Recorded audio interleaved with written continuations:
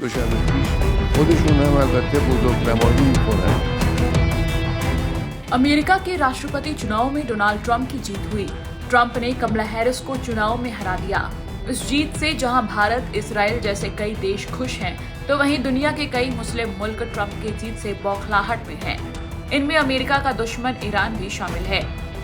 Iran ने Trump की जीत के बाद कहा था कि अमेरिका के राष्ट्रपति चुनाव उसके लिए कोई खास मायने नहीं रखते।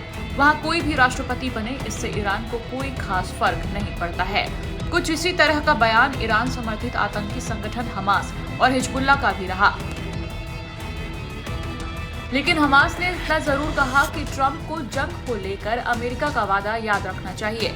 ट्रंप की जीत के बाद अब ईरान की ओर से एक ऐसा बयान सामने आया है जो अमेरिका और इजराइल को परेशान कर सकता है। ईरान के supreme leader ayatollah Ali Khamenei ने एक कार्यक्रम के दौरान इजराइल पर हमला बोला। खामेनेई ने इजराइल के खिलाफ जीत का दावा करते हुए कहा कि इंशाअल्लाह आने वाले दिनों में हिजबुल्लाह के हाथों यहूदी शासन की हार होगी। Supreme leader ayatollah Ali Khamenei ने ईरान की एक्सपर्ट असेंबली के सदस्यों से मुलाकात की। इस दौरान खामेनेई ने लेबनान के हिजबुल्लाह नेता सैयद हसन नसरल्लाह, आंदोलन के senior leader Syed Hashim Safieddine के साथ साथ हमास नेता इस्माइल हानिया, यावा सिनवार और ईरानी सैन्य कमांडर अब्बास निलफोरुशान सहित रेजिस्टेंस गुट के उन तमाम लीडर्स को याद किया जिनकी इजराइल जंग में मौत हो चुकी है।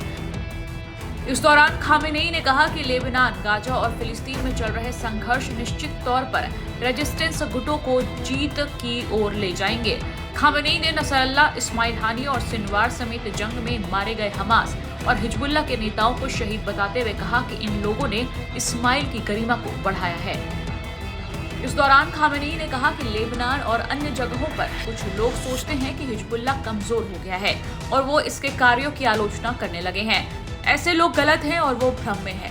उन्हें मालूम नहीं है कि हिजबुल्लाह मजबूत है और उसने अपनी लड़ाई जारी रखी है।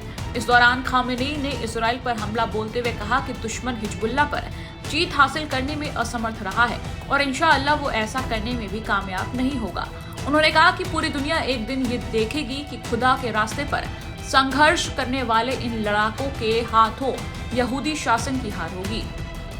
उन्होंने कहा कि हमास की लड़ाई जारी रहने का मतलब है कि यहूदी शासन हार चुका है। उन्होंने कहा कि इजरायली प्रधानमंत्री बेंजामिन नेतन्याहू ने हमास को खत्म करने का इरादा किया था, लेकिन वो अपने लक्ष्य को हासिल नहीं कर पाए। ईरान के सुप्रीम लीडर ने साथ ही कहा कि पिछले कई दशकों में हिजबुल्लाह और हमास ने कई मौकों पर इजराइल को हराया है। उन्होंने कहा कि फिलिस्तीनी रेजिस्टेंस ने बीते 15 साल में यहूदी शासन के खिलाफ 9 जंगें लड़ी हैं और इसका खात्मा जीत के साथ किया है।